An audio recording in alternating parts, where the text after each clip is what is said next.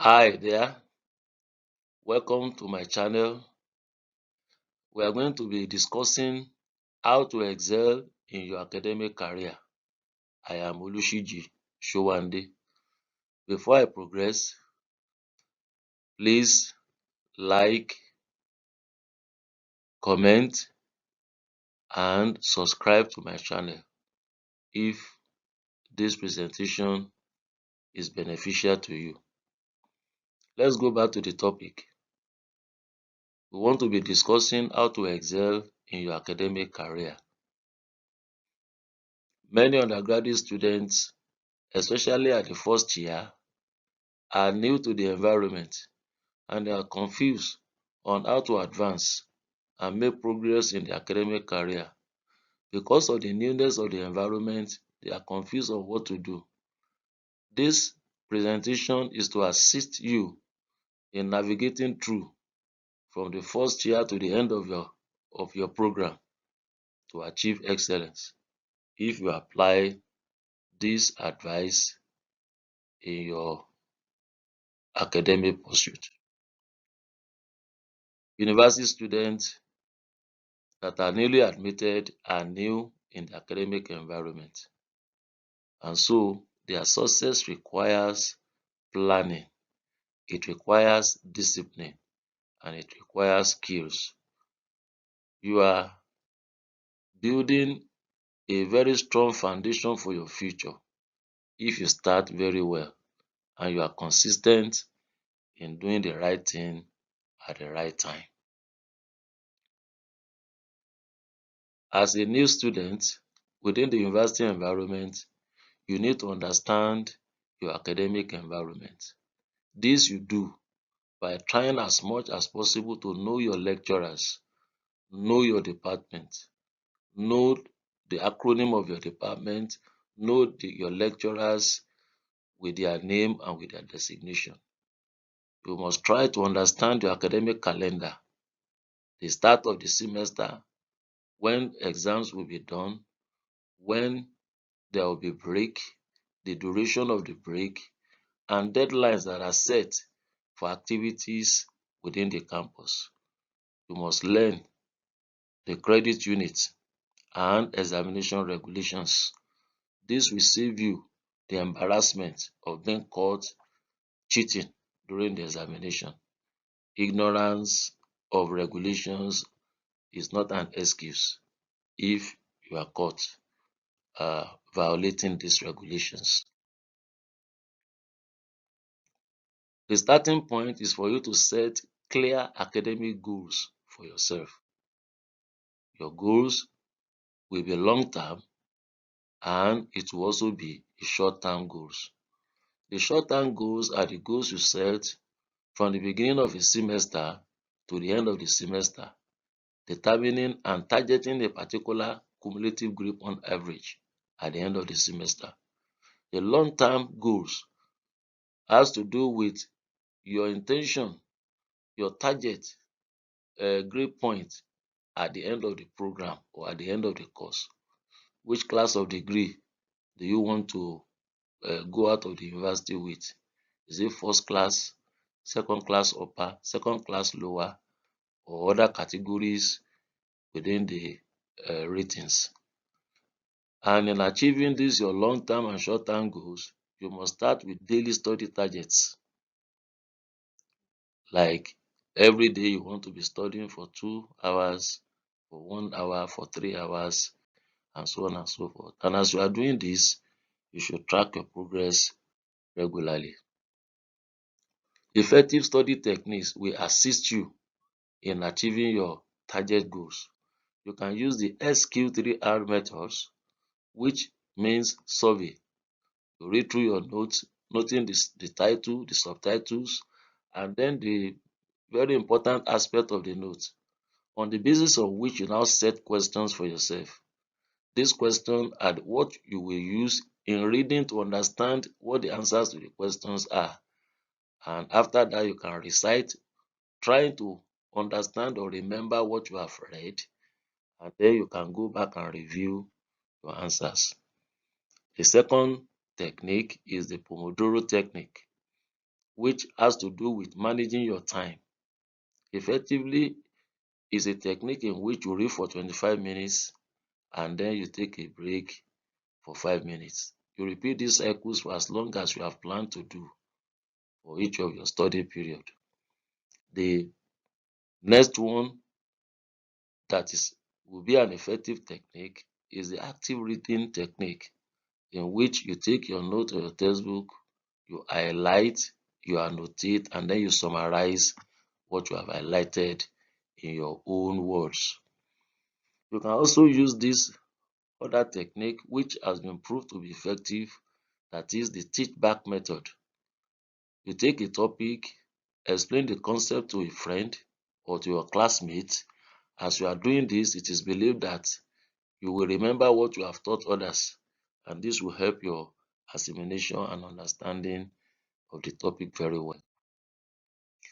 Time management is very important, and so you need to manage your time very wisely. In doing this, prepare a weekly schedule for your classes, for your study, and for your rest. Prioritize tasks using the urgent, important matrix criteria. You attend to urgent issues first, followed by the important ones, and you can do others later. Avoid procrastination, and then break big tasks into many tasks that can easily deal with within short period of time. You should develop strong note-taking habits. You can use the Cornell method, in which you divide the pages into notes and then you look for cues in the note and summarize whatever you have read. In writing notes, you use symbols. For example, I use pi as a symbol for animal, and I use um other symbols that I've come to understand as my abbreviations. I use CTRL as my control, and then you follow up by doing mind maps. And the symbols and the abbreviations that you use must be the ones that can easily recognize or decode when you are doing your reading. You must try as much as possible to review class notes within 24 hours. Don't allow any note to go within 24 hours without you reviewing them and taking notes of the important things that are not in the note but which you have had in the class. This will assist you in getting very good grades when exams or tests are taken. You must make the most of your lectures. Arrive early and sit where you can engage with the lecturers and with the teachings. Ask questions when you are unclear. If you are allowed, you can record lectures. You can screenshot PowerPoint slides so that you can review it and use it for preparing yourself for test or for exam. After the class, you can rewrite key points in your own words in a way that you understand it better than the way it was taught in the class. There are instances where you need to use academic resources, and therefore you must know where the library is located. You must know where your course textbooks are located within the library. Sometimes you may need to use digital databases, for example, Google Scholar, and so on and so forth. You create tutorial groups, and then you have academic writing centers where you can assist yourself in putting up write-ups um for submission as term paper or as your assignment. You must learn citation styles, whether it is APA or the Harvard, but you have to be consistent with whichever one you have chosen as a citation style while writing. Build good relationships with your lecturers. Many students run away from their lecturers out of fear, out of shyness, out of want to be alone. Be respectful and professional in your approach with your lecturers. Seek guidance on difficult topics with your lecturers. Ask for feedbacks on assignments. so that you will know where you have gone wrong, where you need to do to have improvements. And in seeing your lecturers, make sure you go at the time that are office hours. Don't go in the night or after the close of work to go and see the lecturer, to avoid complications or some other matters arising. Engage in group study, but you must choose your group members very carefully. Ensure that those members of your group are the serious ones, and use this group study only for difficult courses. For those courses you can read and understand by yourself, you don't need group study for them. Each member in the group should be able to explain the topic so that others will share from their understanding and sharpen their own understanding too. Avoid turning group studies into social hours, because that is not the intention for forming the group. You must maintain academic integrity. This is very important. Avoid plagiarism. If you read a textbook, whatever you read from that textbook and you are writing it down, you must refer to that textbook as the source of your writing. And so always cite sources of the information that you have written down. Do not cheat during test or examination, for this can send you out of the university or land you into serious trouble. You must uphold honesty in assignments. Don't copy other people's work. Be original in your response to questions that serve as assignments for you in the class. It is integrity that builds your reputation. And once you are seen as somebody who has integrity, your reputation will improve. Otherwise, it will be that you lack reputation and integrity. This is very important. It's an important aspect for students. Newly admitted students sees university life as a life where they have obtained their freedom, and therefore they find it difficult to balance academics with life issues. And therefore, you must maintain healthy habits. Sleep at the appropriate time, exercise at the appropriate time, and hydrate yourself appropriately. Avoid overload. Make sure that you have rest so that your memory can be improved while you have taken your rest. And then your concentration will also improve when you have rested your brain. Engage in extracurriculars moderately. This will include doing sport moderately, dancing if that is your own extracurricular activity, um,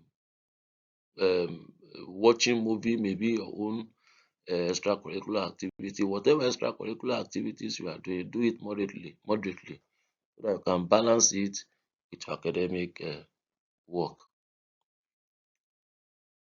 There are students, whether we like it or not, that will have situation that requires help, and so do not be shy. Do not be too secretive to seek help and do it very early. So when you are struggling with a course, talk to the lecturer. Let him know that you are having issues with the course. He will know how to guide you, how to encourage you to be able to pass and to pass very well. When you are undergoing stress or mental health challenges, talk to the counselors. They can advise you, they will counsel you and guide you through and out of that situation. Academic advisors, or the one we call level advisors, and senior students can be of help to you when you are having issues that require help. Stay motivated and confident. When you have small wins, celebrate it. Read stories of top students, how they achieve it. Be motivated by their achievement and continue to tell yourself all the time that I can do it also. I can achieve it also. I can make second class upper. I can make first class. I can achieve my set goals. I will graduate without any problem. These affirmative words, they motivate you and they also add to your confidence. Please avoid these common mistakes as students. Don't skip classes. Don't do last minute reading. Don't be involved in bad time management. Ignoring difficult courses will not help you. Face them headlong and solve the problems arising from them. Don't stay isolated. Isolation cannot help you, but mix with others, share your problems, laugh together with people, and discuss issues. In examination and test, please don't ignore instruction, because understanding instruction and following it is a pathway to passing that test or that examination.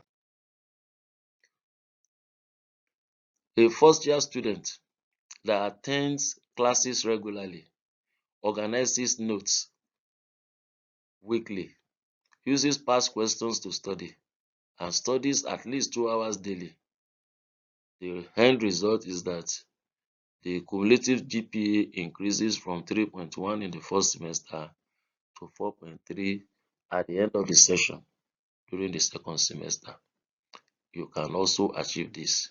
You can continue to improve until you get to the peak of the result that you desire. In conclusion, success is a daily habit. It is not a one-time event. And so you need to start early. You need to stay consistent and you need to seek help when there is need for it. Your academic journey can be outstanding with the right strategies. And as you are doing this, don't forget there is a place for prayer, there is a place for seeking God. As you do this, I wish you a successful career as you join this university community. Once again, if this presentation is beneficial to you, like, share, and subscribe to my channel. Thank you.